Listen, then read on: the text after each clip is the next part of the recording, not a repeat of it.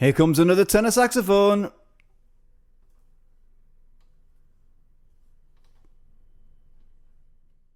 I need these things for this next part because I've got to read the engraving on the bell. Let's have a look.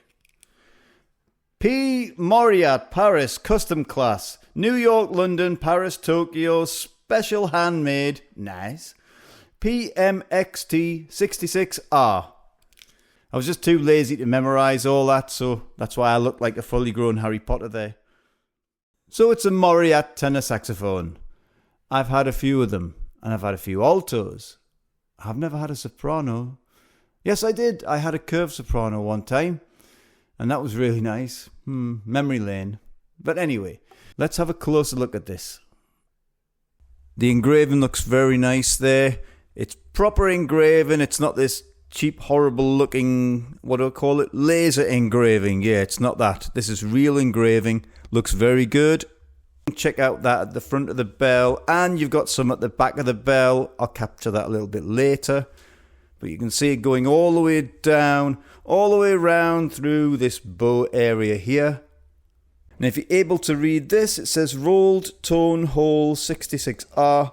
There you go, all the way up to the back of the bell. It looks very nice, looks quite stylish. And that looks very nice. But then you get to this cheap laser engraving. Not a fan. And check out the neck. You've got this big P engraved on the octave key. I guess that's for P, for p.mauriat. That's a bit curious. Isn't that a little bit familiar? Looks a bit like the Selmer Mark 6 neck. Oh, I guess it's inspired by it. And your body to bell brace is your typical 3-point of contact brace, but it's got a nice little fancy P right in the middle. At first I thought it was a treble clef. And check out the pearl buttons. They've got that nice funky looking colour. Well, multiple colours. The same on the left hand as well. And there's some of the rolled tone holes. I had a look at them and they are soldered on. You can see them better there along that left hand stack. Hello, Mr. Octave Key. And you've got a big friendly thumb rest next to you. Yep, a big sturdy solid metal thumb rest. That is a really nice feel when you're playing it. And that was just a quick look around this little Mauriat. So now it's time to give this thing a quick blast. And I'll speak to you lot after the demo.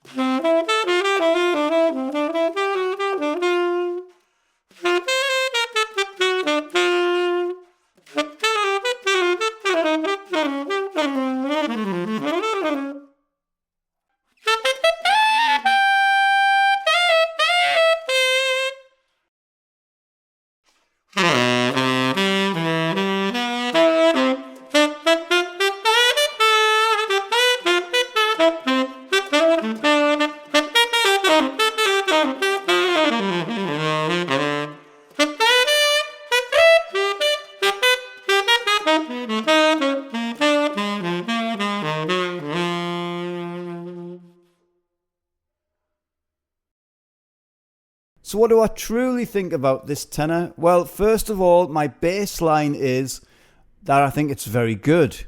I think the sound is good. I think the tuning's good. The feel under the fingers is great. I know this might sound negative. It just feels very, I don't know.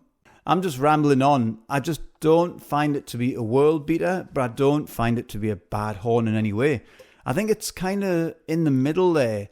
Maybe it's not something I would run out and grab, but it's not something I would turn down either. It depends on what you're aiming for in sound. I just found it a bit too neutral sounding for me, but in general, I like it, but I don't love it. And that might sound like a negative thing, but it's not. It's just one of them tenors you play and you go, yeah, that's nice, but then you move on to the next one. That's how I look at this. And maybe I'm being a little bit too harsh on this tenor, and it is a good tenor. And as I said on many videos before, I'm in a very lucky, privileged position where I'm able to have or even play very, very good instruments. So maybe that's kind of clouded my view a little bit on this. Maybe if I'd played it for the first time and never played all these other great instruments, I might have thought this was a world beater, but it stands somewhere in the middle, and standing in the middle is okay. That's more than acceptable. It's classed as a good tenor, a really good, solid playing tenor. Better than being a bad tenor. And that was just my personal view on playing these Mauriats. I hope it hasn't slanted your view on these saxophones, because they are very good instruments. But I just think there's other saxophones out there for maybe the same price or maybe less, which are comparable or even better or even worse. But that's just my thought on it. I hope you've enjoyed this video. I hope it's been useful. And if that's the case, you can do me a big favour, because I want you to get your finger, click on the like button, and if you want to do it, you can subscribe as well. Because guess what? It's free. And that's pretty okay. But you will catch me in the next video, and I won't see you, because if I could see you, that would be just weird. Anyway, bye.